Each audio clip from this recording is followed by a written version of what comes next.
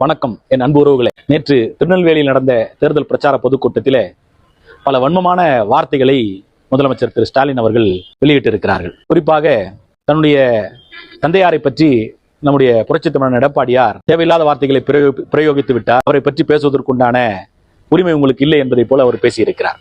முதலிலே திரு கருணாநிதி அவர்களுக்கு மகனாக இருப்பதற்கே உங்களுக்கு எந்த விதமான தகுதியும் இல்லை. காரணம், திரு கருணாநிதி முதலமைச்சராக இருக்கிற போது 2009ஆம் ஆண்டு அரசாணை எண் 354 என்கிற ஒரு அரசாணையை பிறப்பிக்கிறார்.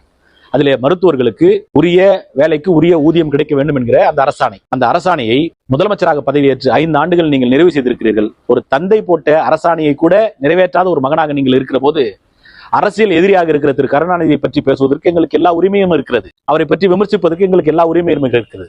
அதை தாண்டி உங்கள் தந்தையை நாங்கள் வேறு விதமாக பேசிவிட்டோம் என்று ஒரு அனுதாபத்தை மக்களிடத்திலே தேடுகிற விதமாகவும், வேறு பேசுபொருள் இல்லாமல் ஏதாவது கிடைக்காதா நாம் பேசி ஆதாயத்தை அடைந்து விடலாமா என்பதை எண்ணத்தை போல உங்களுடைய பேச்சு அமைந்திருக்கிறது. காரணம், திரு கருணாநிதியை வீட்டுச் சிறையில் வைத்து விட்டார் ஸ்டாலின் என்று அண்ணன் எடப்பாடியார் பேசியதாக நீங்கள் சொல்லுகிறீர்கள்.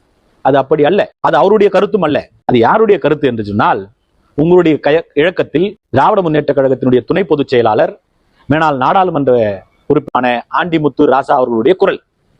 அந்த குரல் பதிவில் என்ன அவர் ஆண்டிமுத்து ராஜா சொல்கிறார் என்று சொன்னால், திரு ஸ்டாலின் கருணாநிதியை வீட்டுச் சிறையிலே வைத்திருக்கிறார் என்று சொல்லி இருக்கிறார். நீங்கள் உங்கள் தந்தையை நடத்திய விதத்தை எங்களுடைய பொதுச் செயலாளர் மக்களிடத்திலே கொண்டு போய் சேர்த்திருக்கிறார். அது அவருடைய கருத்தல்ல. நீங்கள் கண்டிக்க வேண்டும் என்று சொன்னால், நீங்கள் வசைபாட வேண்டும் என்று சொன்னால், நீங்கள் கடுமையாக விமர்சிக்க வேண்டும் என்று சொன்னால், உங்களுடைய கழக துணை பொதுச் செயலாளர் ஆண்டிமுத்து ராசாவைத்தான் விமர்சிக்க வேண்டும். செக்கென்றும் தெரியாமல் சிவலிங்கம் என்றும் தெரியாமல் என்று ஒரு பழமொழி சொல்வார்கள். அதுபோல யாரோ செய்த வினைக்கு யாரிடமோ நீங்கள் உங்களுடைய வன்மத்தை காட்டுவது நியாயமாக இருக்காது. எல்லா இடத்திலும் 5 முறை முதலமைச்சராக இருந்திருக்கிறார், 5 முறை முதலமைச்சராக இருந்திருக்கிறார் கருணாநிதி என்று சொல்கிறீர்கள். அது அல்ல. பொய்யையே திரும்ப திரும்ப திரும்ப சொல்வதுதான் திராவிட முன்னேற்ற கழகத்தினுடைய வாடிக்கையாக இருக்கிறது. அது கோயபல்ஸ் பிரச்சாரம். முதலிலே 1969ஆம் ஆண்டு புரட்சி தலைவர் போட்ட பிச்சை உங்களுடைய தந்தையார் முதலமைச்சர். திரு எடப்பாடி பழனிசாமி முதலமைச்சராக்கியவருக்கு துரோகம் செய்திருக்கிறார் என்று சொல்கிறீர்கள். உங்கள் தந்தை என்ன செய்தார்?